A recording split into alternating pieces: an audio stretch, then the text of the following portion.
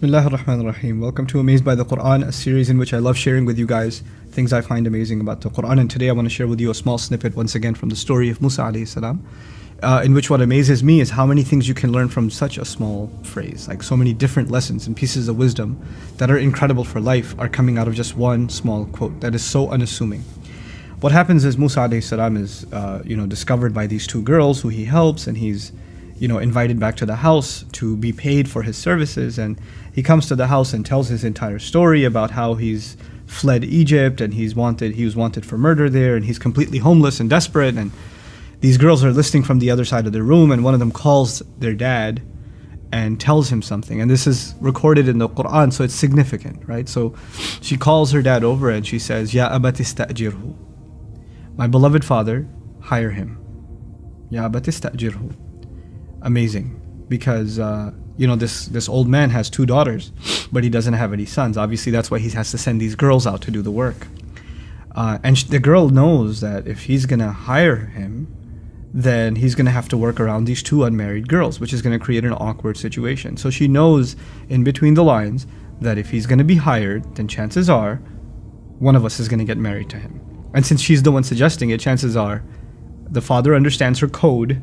That, Dad, I think it's a good guy for me to marry, right? Now, one of the first things you learn here is that this girl has the confidence to suggest someone for her own marriage to her father. There's nothing wrong with the daughter suggesting to her father that I'm interested in someone for marriage. First thing, that epic thing that comes out of this. There's nothing harmful in that. There's nothing shameless about that. The second thing that comes out of this is that actually fathers need to understand code. Daughters are shy, and she did walk over shyly. So they're not necessarily going to explicitly come out and say, Dad, come on, look at him. He's amazing. I love this guy. Can I just marry him? Hook a sister up. She's not going to say that. She's going to say, hire him. Then the third is that she knows that this is a delicate matter, so she breaks it to her father, not just ista'jirhu, hire him, but actually, ya abati ista'jirhu, my beloved father. She doesn't just say dad, she says, my beloved father. That's at-ta tushir al-hubb wal-takrim. The ta in abati is for love and for dignifying. Dad, I love you and I respect you so much. Hire him. That's what she does. She softens her dad up when she says this. And of course, she made a case for why you should hire him. Inna khayra man ista'jarta al-qawiyyu al-amin. The best kind of person you can hire is the strong, the honest. And even those two phrases are amazing, because in Arabic you say someone strong and someone honest, but she says the strong, the honest. And by using the, she's actually saying, I'm not interested in just any strong one or any honest one. Actually, I never seen a stronger dude than him, and I never seen somebody more honest than him. That's so honest that he came here and told us all about his rap sheet and how bad he's doing. Another incredible lesson that comes from the same exact ayat is in fact that Mūsā alayhi salam got proposed to by a girl who knows that he's homeless and wanted for murder and completely desperate. And dude, okay, you can't get married and you're like, your resume is not impressive enough. Mūsā alayhi salam's resume does not look impressive, bro. It does not look impressive. But you know what he has? He has capability that he's demonstrated through action, character, because he didn't hit on those women. He was a man of dignity, and he came and he just helped them for a good, noble reason, because these people needed help, and then he sat back down. He didn't beg, he didn't ask for money, he didn't do any of those things. It showed his integrity, his honesty. Right? So he demonstrated it in his character. Character will get you a lot further than a resume with a job description and an educational background and all of it. And you'll find the right kind of girl. Actually, you won't have to find her, she'll find you. Check that out. An amazing thing in this ayah. She'll find you.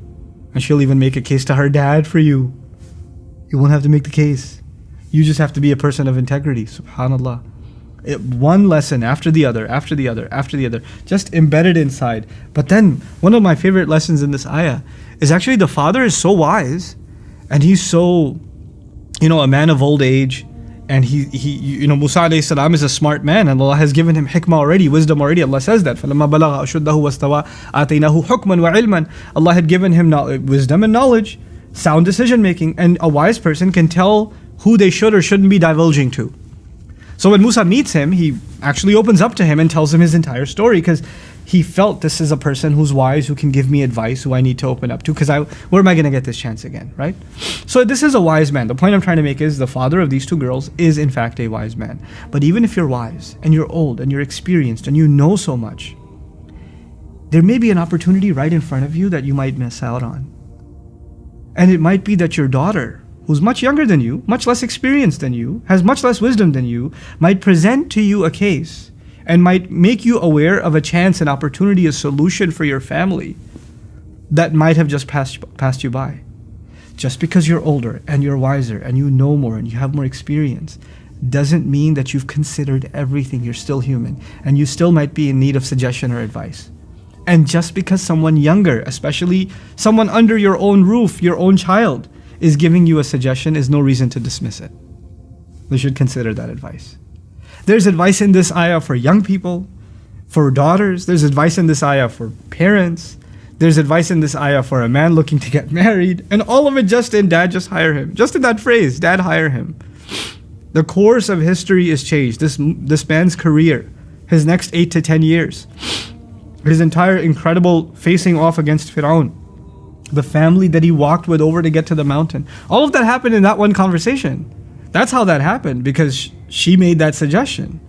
So don't underestimate the value of a good suggestion, and don't underestimate when you miss out on good advice out of pride. I just won't listen to this advice because it's coming from you. Because how can I, someone older, someone wiser, listen to you? You should be the one listening to me. If that pride gets in the way, then you might miss out on some incredible goodness that comes after. Can you imagine all the good that Mūsā alayhi salam does after?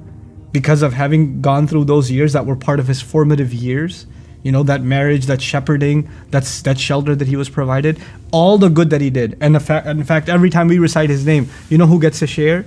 That father who made the decision to let his daughter get married. And who also gets that share? That girl, that woman who wanted to marry him and had the courage to speak up and say, I think you should hire him. You know, they have a share in all the good that Mūsā alayhi salam did. It's incredible. Barakallahu li wa lakum. Assalamu alaikum wa rahmatullahi wa barakatuh.